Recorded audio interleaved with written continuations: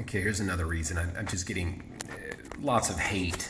And it's unfortunate because I'm not somebody that hates or that put blame on anybody else. But look at this. This one just came out here a little bit ago.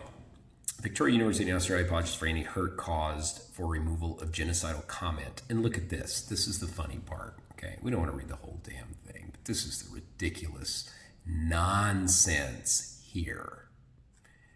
Okay, let me look. Okay, yeah.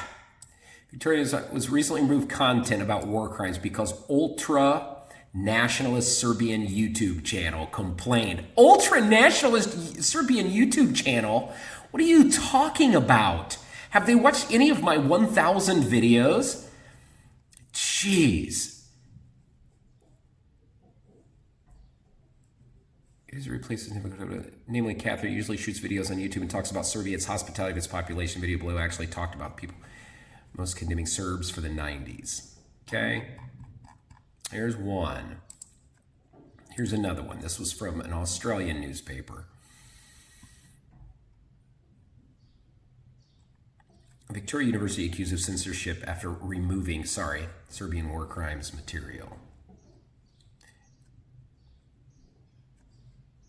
Victoria University has bowed to pressure from a pro-Serbian blogger and removed material referring to crimes against Bosnian Muslims from a course on human rights. YouTuber Charles Cather, author based in Novi Sad, campaign used lecture presentation to describe the murder of Bosnia.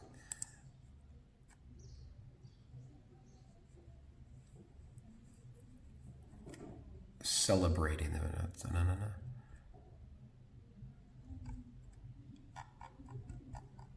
Pro-Serbian, that's just, I am pro-Serbian, but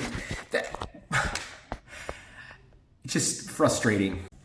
Okay, here's another one. This is an Australian news source here that a bunch of people sent me. Victoria University accused of censorship after removing Serbian war crimes material. Victoria University has bowed to pressure from a pro-Serbian blogger and removed material.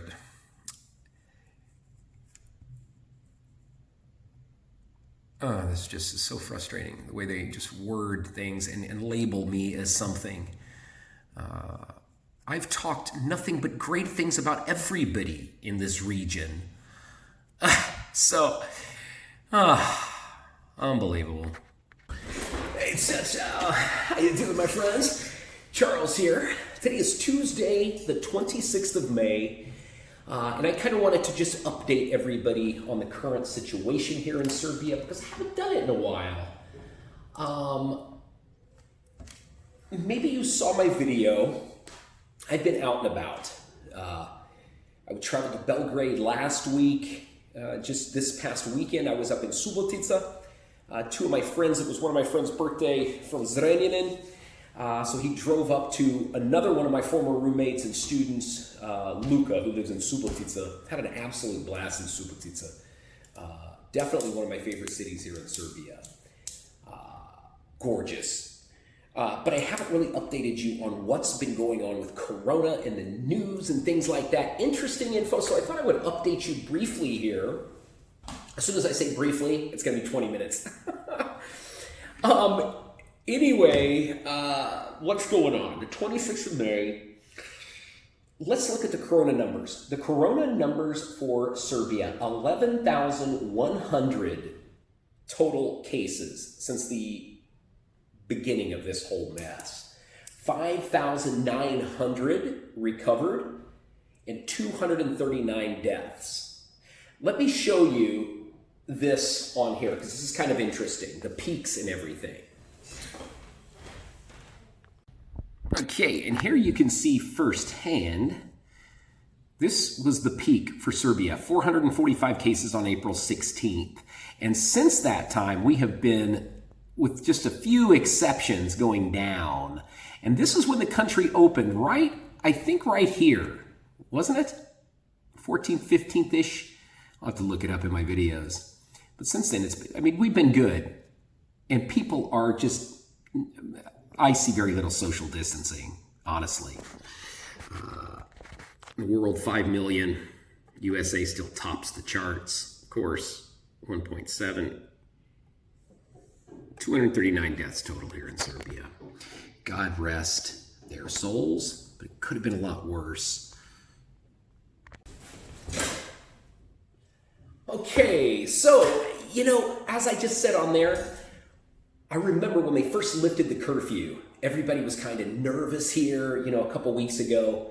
You go into like my favorite bar, I go in there and he says, okay, this table's available, these are not, this one's available, these are not, this one's available, etc. People had to keep their distance. Now, that lasted, honestly, I don't want to get anybody in trouble, but the places I go that lasted maybe 3 days or 4 days. They did say that there's still the risk of a fine. Also, if the waiters are caught in beauty parlor folks, I don't even know I said beauty parlor, but folks who cut hair, whatever, if they're caught without a mask, it's a big fine. I thought somebody said possibly 500 euros, something like that, which is considerable here in Serbia. But most people still are. All the restaurants I go to, the bars, they're all wearing that. The lady who cuts my hair, I get my hair cut once a week, she always cuts mine with that on. First it was a mask with the shield, and now it's just a mask. You look outside, I mean, it's, you can't really tell anything's going on.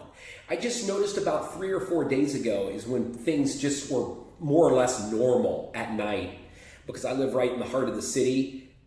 Busy, busy, busy. It's loud till 2, 3 in the morning by my house, which is great. I like it. I miss that. I miss the noise. Let's look outside here. I'll show you what's going on in the center.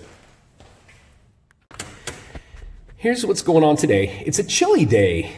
Really chilly outside. I have my jacket on this morning. A lot of folks are wearing like that lady's got her fur coat on. You don't see very many people in shorts. It's just kind of nippy. It was raining earlier. It rained, thundered and lightning early this morning. Now you can see there's more thunderheads coming in. I'm supposed to go to Fruška Gora tomorrow. But anyway, look at the center. All the benches, you see the benches over there, almost all of them are occupied. People are just getting back to their normal lives here, So it's great to see. Just so glad it's back to normal, Maybe it was overplayed. To be honest, just to give my opinion, because it's my channel and I can do that. When this first started out, I was really concerned. Maybe I didn't show it or say it, but I really was, like, deep in my head. I was like, man, I don't want to get this. I watched too much news and all of that. But the longer this goes on, the less I am I'm becoming more of a skeptic, I hate to do that because I know there's lots of folks who are really terrified of this. But I think it's time to open up, really. Just continue to be somewhat safe and sensible. When I go into a grocery store, 2 times I've gone into a grocery store without it, but typically I do go in with it. I thought we were supposed to, but no, there's a lot of other folks that aren't, and we haven't seen a big jump in numbers yet, Dace Ball. Anyway, let's get to the news here. I'll tell you some interesting things. June 7th, that's the date I'm leaving. Air Serbia has opened 19 more routes here in Serbia. They're going to be going to 19 additional routes that they had put on pause for a bit, but now they're in the works. And my flight, based on, you probably know, but maybe you're somebody who hadn't watched, they was originally going to try to get me out of here on May 20th, but the lady said it's too risky to get the flight to Frankfurt because they kept canceling them. Air Serbia did. But now I just read Air Serbia is doing like 2 a week because of the demand into Frankfurt. So that was going to be May 20th, but she said too risky. So then she was going to put me May 28th. She said the best thing to do is just one airline and go straight to Boston. So Belgrade, Istanbul to Boston. But Turkish Airline then, a little bit when she mentioned that, she just got a notification that they were delaying everything till July, she said. So then I just said, you know what? I just have to go and get home as soon as humanly possible. What do you recommend? She said, my recommendation is to take Air Serbia on June 7th. That's the first flight, June 7th, from Belgrade straight to John F. Kennedy Airport. And then we can get you a flight from JFK to Boston. Once I get to the USA, I'll be okay. I'm not concerned about it. But anyway, So I fly on June 7th at 1 p.m. I get to JFK. I'm going to be there for 17 hours, and then I have a flight to Boston. I'll be in Boston at 4 p.m. or something like that on the 8th of June. So it's coming up soon. You know, I've got, less than 2 weeks here in Serbia. And even if, God, I hope that isn't canceled, but I've just got like negativity. I'm thinking, I bet they cancel that flight. But anyway, if they do, we can get our money back, and then I can just fly to Frankfurt, because every single day the U.S. Embassy messaged me and said there's flights going from Frankfurt there. But the problem, if you take that Air Serbia flight from Belgrade to Frankfurt, you have to wait 17 hours also, because every day there's a United Airlines flight that goes to the USA to Newark, New Jersey, but it leaves earlier than the Serbian flight. So the Serbian flight comes in, you have to be there 17 hours. The Frankfurt airport wrote to me, because I asked them, I said, do I have to have a test to show I don't have corona, etc.? They said, no, you can stay in transit. You can't leave the airport, but you can stay in transit. You don't have to have that. And they said, here, we recommend this hotel that you can take, a transit hotel. Man, it's expensive. I don't even know what it was, 300 euros a night or some ungodly amount. So I'm not going to do that anyway. But hopefully I'll be flying Belgrade to New York on the 7th. But if not, I'm going to Frankfurt and then getting home. What else? Oh man, I had some really cool news. Just the other day on LinkedIn, I have a LinkedIn profile. I got a lot of folks on there just for business purposes typically. Well, I guess that's what LinkedIn's for, But I had a really important person. I'm not going to say their name, who they are. They're male or female, but I received a really nice message. Do you want me to read it to you? Let me do so. I've got it here, my stuff. This just blew me away. It was late one night. I messaged my best friend. I said, man, look at this. Charles is getting closer to his red passport. Here it is. Dear Charles, we are more than happy to have you here. I would like to heartily thank you for your activity in and for Serbia. Your positive attitude and experiences you share in videos and personal contacts are the best promotion for Serbia. I will personally underpin the idea of giving you a Serbian passport with great pleasure. Wish you great success and personal flourishing. Blah, blah. Oh, it's really, really, really excited me. I couldn't sleep that night, So I'm close, my friends. Like it or don't. And now the news here in Serbia. What's going on? Some interesting things. Montenegro here in Europe is the first country to declare itself coronavirus free. They haven't had a case for, a week or so. And they've opened up the country starting June 1st, with the exception of Serbia. They gave some calculation, kako se kaže. You had to have, the country as a whole must have met this percentage of folks. I forget what number they had. This makes me sound like a stuttering buffoon here.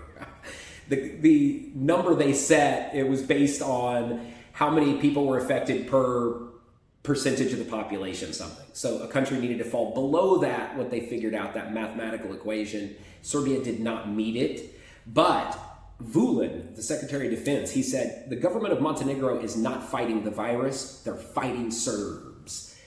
Dacic issued a statement calling it ridiculous. Ana Brnabic also.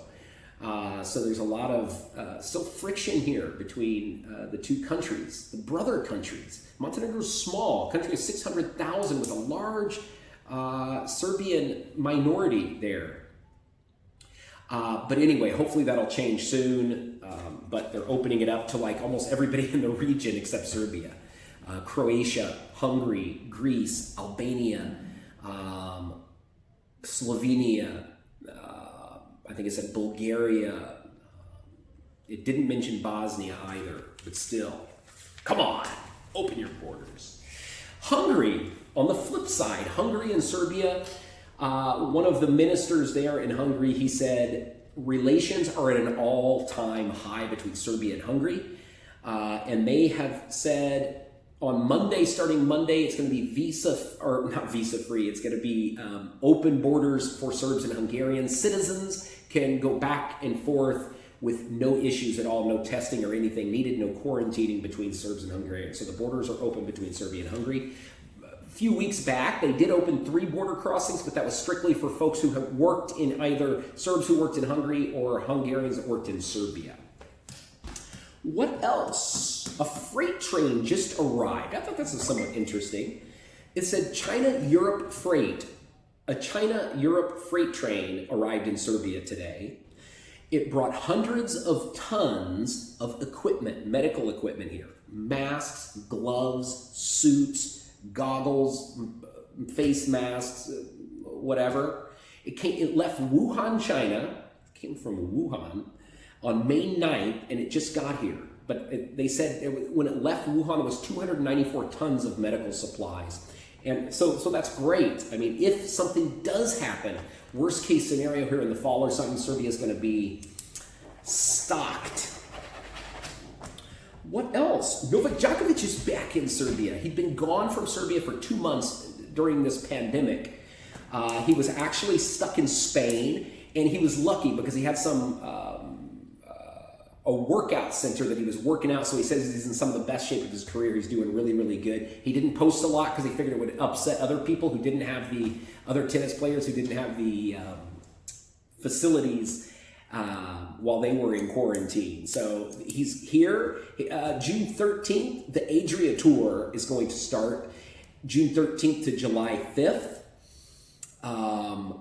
There hasn't been a tournament since March. They canceled Wimbledon, and the French Open was postponed. So anyway, Djokovic is back with us. Lastly, last little bit of interesting thing I thought was somewhat interesting because it's just different. It said the UK is in the midst of buying, the UK and the Middle East is currently buying way more Serbian apples than normal.